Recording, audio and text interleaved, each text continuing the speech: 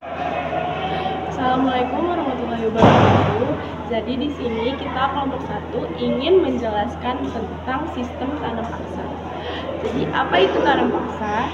Tanam paksa atau Kulturstel adalah sistem yang diterapkan pemerintah kolonial Belanda di Indonesia, Johannes van den Bosch, pada tahun 1830.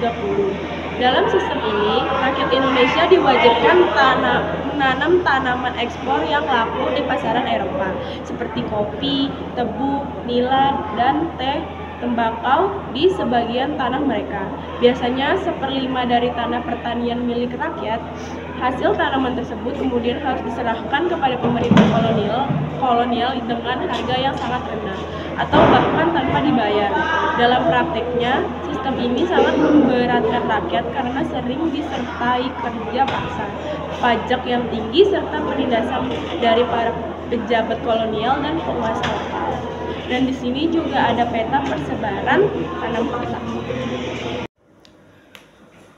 Halo teman-teman, perkenalkan nama saya Aska Dinasa Prasetyo dan sekarang saya akan melanjutkan penjelasan mengenai sistem tanam paksa yang sebelumnya telah dijelaskan oleh teman saya.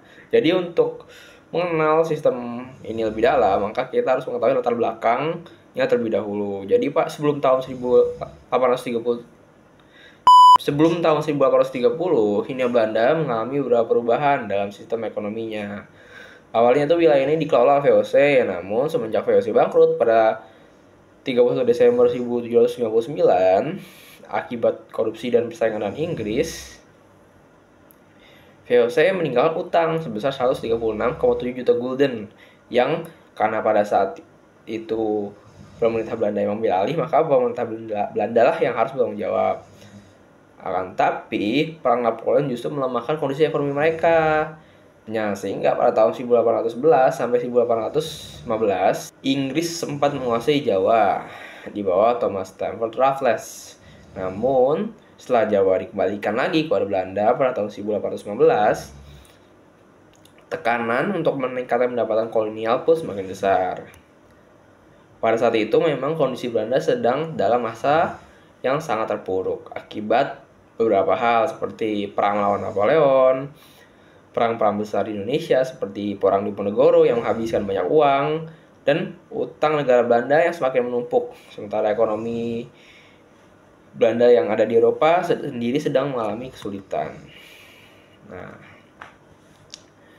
jadi faktor-faktor seperti kas negara Belanda yang kosong, biaya perang yang sangat besar, permintaan pasar Eropa terhadap hasil bumi tropis yang tinggi, serta ambisi Belanda untuk memperkuat perekonomiannya dengan mengendalikan hasil bumi dari tanah jajahan,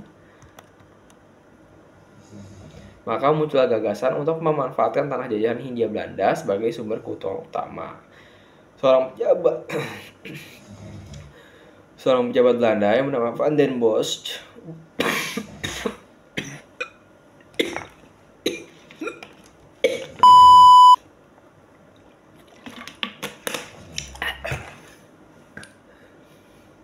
Seorang pejabat Belanda bernama Van den Bosch mengusulkan sistem baru, yaitu Kulturstel atau yang lebih dikenal dengan tanam paksa pada tahun 1830. Ide dasarnya adalah untuk rakyat pribumi dipaksa menanam tanaman ekspor yang laku di pasar dunia seperti kopi, tebu, nila, teh, dan tembakau di sebagian tanah mereka, atau yang lebih spesifiknya itu sekitar 1/5 dari lahan pertanian. Oke, untuk saya segitu saja. Dan untuk pembahasan materi ini akan dilanjutkan oleh teman saya. Jadi sekian dari saya. Wassalamualaikum warahmatullahi wabarakatuh. Peristiwa perkembangan sistem tanam paksa abad ke-1830, awal penerapan dan keberhasilan ekonomi. Sistem tanam paksa mulai diberlakukan oleh Gubernur Jenderal Johannes van den Bosch pada 1830. Pada awalnya dibuat aturan yang memiliki kesan adil. Peraturan ini terdapat dalam lembaran Negara Startbat tahun 1834. Nomor 22 Kopi menjadi komoditas utama yang mendatangkan keuntungan besar. Jenis tanaman yang ditanam saat tanam paksa, yang pertama ada tanaman kopi, yang kedua ada tanaman tembakau, yang ketiga ada tanaman nila. Peraturan Lembaga Negara Strasbourg tahun 1834 nomor 22. Yang pertama, persetujuan akan diadakan dengan penduduk agar mereka menyediakan sebagian dan tanahnya untuk menanam tanaman ekspor yang dapat dijual di pasar Eropa. Yang kedua, tanah pertanian yang disediakan penduduk untuk tujuan tersebut tidak boleh melebihi 1/5 dari tanah pertanian yang dimiliki penduduk desa. Yang ketiga, pekerjaan yang diperlukan untuk menanam tanaman tersebut tidak boleh melebihi pekerjaan untuk menanam tanaman padi. Yang keempat, tanah yang disediakan penduduk tersebut bebas dari pajak tanah. Yang kelima, hasil tanaman diserahkan kepada pemerintah Hindia Belanda jika harganya ditaksir melebihi pajak tanah yang harus dibayar rakyat. Kelebihan tersebut diberikan kepada penduduk. Yang keenam, kegagalan panen yang bukan karena kesalahan petani akan menjadi tanggungan pemerintah. Yang ketujuh, bagian yang tidak memiliki tanah akan dipekerjakan pada perkebunan atau pabrik-pabrik milik pemerintah selama 65 hari setiap tahun. Yang ke-8, pelaksanaan tanam paksa diserahkan pada pemimpin-pemimpin pribumi, pegawai-pegawai Eropa, bertindak sebagai pengawas secara umum. Namun, pada kenyataannya, terdapat banyak penyimpangan dalam pelaksanaannya, seperti pelaksanaan tanam paksa seharusnya sukarela, tetapi dilaksanakan dengan cara-cara paksaan. Pemerintah kolonial Belanda memanfaatkan bupati dan kepala desa untuk memaksa rakyat agar menyerahkan tanah mereka. 2. Luas tanah yang disediakan penduduk lebih dari 1/5, seringkali adalah 1/3, hingga seluruh tanah desa agar memudahkan pengerjaan, pengairan, dan pengawasan oleh pemerintah kolonial Belanda. Yang ketiga, pengerjaan tanaman ekspor seringkali jauh melebihi pengerjaan tanaman padi. Penduduk juga dikekerahkan untuk mengerapkan perkebunan yang terletaknya jauh dari desa mereka selama 7 bulan. Para penduduk tidak terurus dan tanah pertanian mereka terbengkalai.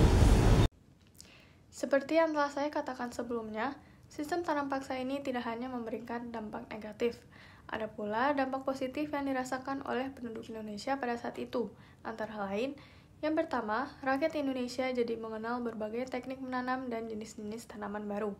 Yang kedua, adanya peningkatan jumlah uang yang beredar di pedesaan sehingga memberikan rangsangan bagi tumbuhnya perdagangan. Yang ketiga, muncul tenaga kerja yang ahli dalam bidang perkebunan dan pabrik di pedesaan. Yang keempat, apabila nilai hasil tanaman perdagangan yang ditaksir melebihi pajak tanah yang harus dibayar rakyat, maka selisih positifnya diserahkan kepada rakyat. Kegagalan panen yang terjadi di lahan tanaman perdagangan juga dibebankan pada pemerintah Hindia Belanda. Yang kelima, adanya fasilitas dan pembangunan infrastruktur. Yang kelima, adanya fasilitas dan pembangunan infrastruktur yang digunakan dalam tanam paksa, seperti jalanan, jembatan, pelabuhan, pabrik, dan gudang. Sekiranya sekian pemaparan dari kelompok 1 mengenai sistem tanam paksa. Bila ada kekurangan, kami mohon maaf. Wassalamualaikum warahmatullahi wabarakatuh. Merujuk pada penjelasan yang telah dipaparkan sebelumnya, sistem tanam paksa ini tentu memberikan dampak luar biasa bagi rakyat Indonesia pada zaman penjajahan, baik itu dampak negatif maupun dampak positif. Dampak negatifnya antara lain, yang pertama, penanaman padi jadi terganggu karena waktu untuk budidaya tanaman perdagangan ekspor bersamaan dengan persiapan lahan padi. Yang kedua, menghambat perkembangan desa dikarenakan penduduk lebih senang tinggal di desa dan kurangnya wawasan. Yang ketiga, adanya sistem upah dan paksaan bagi rakyat untuk menyerahkan tanahnya sebagai pembayaran pajak. Hal ini memberatkan sebagian besar masyarakat Indonesia. Yang keempat, timbulnya kerja rodi atau kerja paksa tanpa diberi upah yang layak dan menyebabkan rakyat sengsara. Yang kelima, timbulnya wabah kelaparan dan wabah penyakit hingga angka kematian yang meningkat drastis karena kurangnya ketersediaan pangan. Yang keenam, adanya aturan culture percentage di mana bonus panen diberikan kepada pemimpin dan memberatkan pemilik tanah.